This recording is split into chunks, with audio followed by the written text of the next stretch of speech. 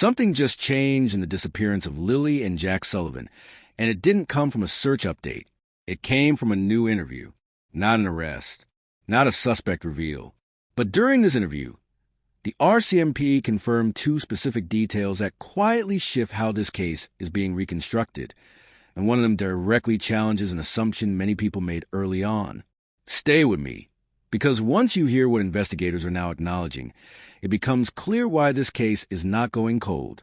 Lilly and Jack Sullivan disappeared from their rural home in Lansdowne Station, Nova Scotia, on May 2nd, and from the very beginning, investigators had to make fast decisions with limited information.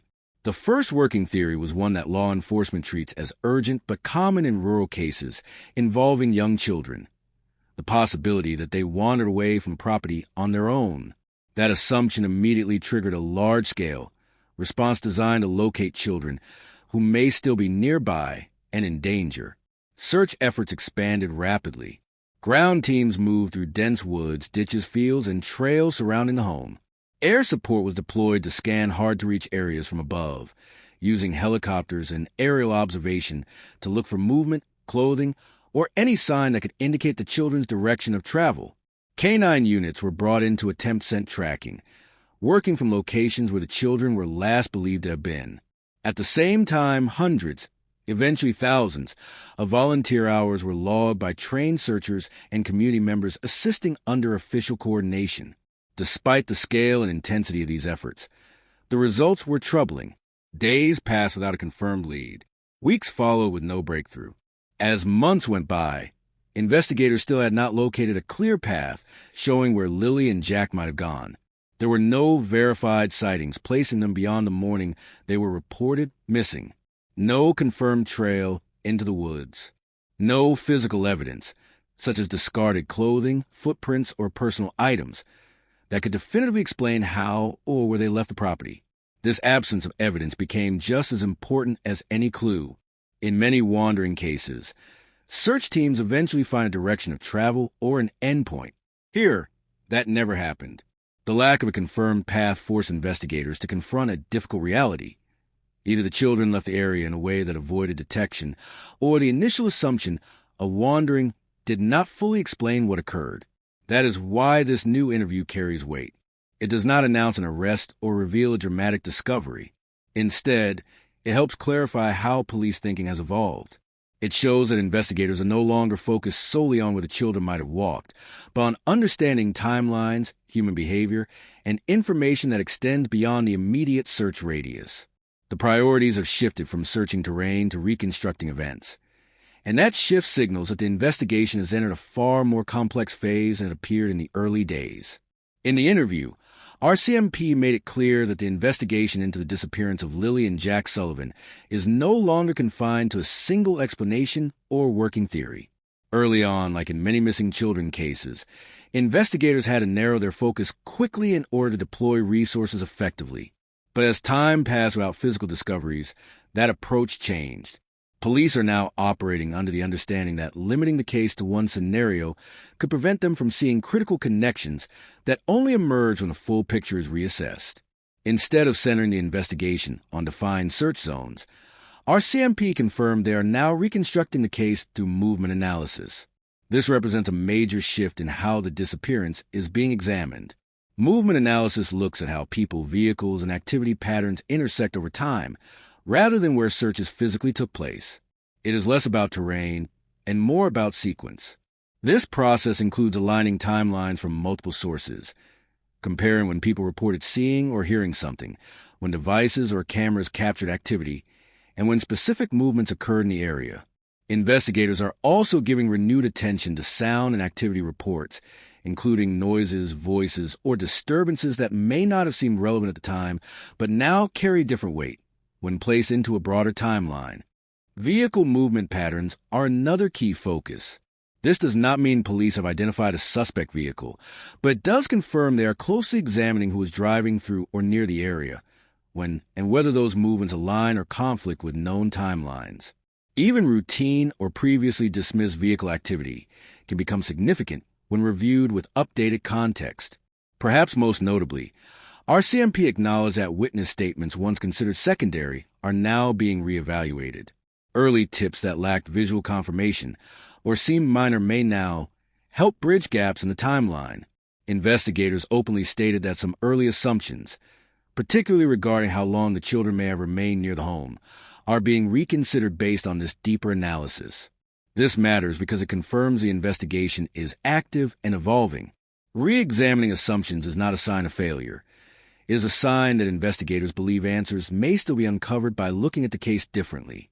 Rather than shelving the file, RCMP is reworking it with new methods, indicating the case remains a priority and far from concluded. The second confirmed detail is quieter, less dramatic on the surface, but potentially far more consequential to how the disappearance of Lilly and Jack Sullivan is now being understood. In the interview, RCMP acknowledged that witness information based on what people heard, not what they physically saw, is now being treated as relevant to the official timeline. That distinction matters, because early in the investigation, auditory reports were not given the same weight as visual confirmation or physical evidence. Police clarified that this shift does not come from a single sound or one decisive statement. Instead, it comes from patterns. Investigators are now reviewing reports of sounds during the critical early morning hours, a time window that has become increasingly important as timelines are refined. These sounds may include voices, movement, doors, vehicles, or other disturbances that did not immediately register as significant when first reported. At the time, without context, they were difficult to place. Now, with months of data and analysis behind them, those same reports are being revisited.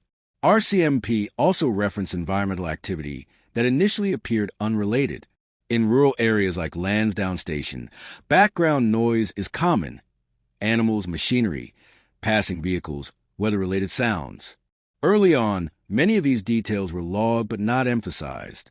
What has changed is how investigators are layering those details alongside digital records, movement analysis, and verified timelines.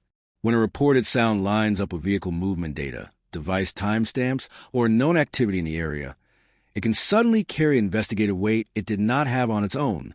Importantly, police were careful to clarify what this does not mean. They did not state that these auditory details prove a crime occurred. They did not confirm that outside involvement has been established. And they did not suggest that any single witness account has solved the case. Instead, they confirmed that auditory information is now being used as a tool to narrow the possible window of disappearance. That distinction is critical. Narrowing a window means reducing uncertainty. It means investigators are working to determine not just when Lilly and Jack were last seen, but when something may have changed, when normal activity shifted into something unexplained. The inclusion of auditory details signals that the reconstruction of events has evolved beyond physical searches and into a more precise, data-driven examination of time, behavior, and sequence. Let's be very clear, because in cases like this, misinformation spreads faster than facts, and small statements can easily be taken out of context. What RCMP has confirmed in recent interviews does not mean that a suspect has been named. It does not mean an arrest is imminent.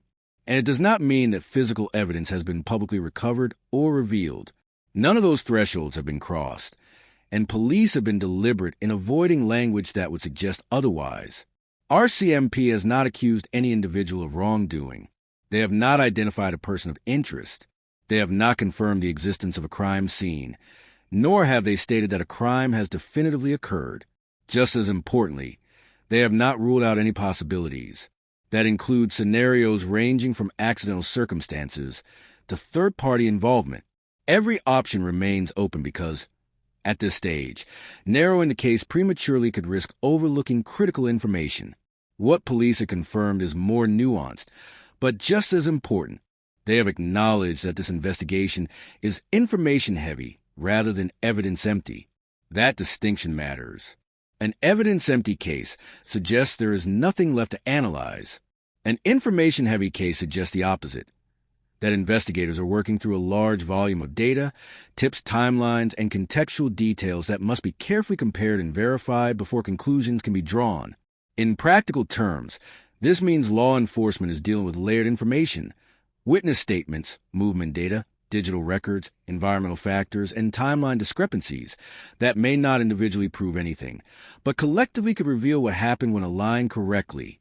This type of investigation is slower and more methodical, because rushing interpretation can lead to errors that are difficult to undo.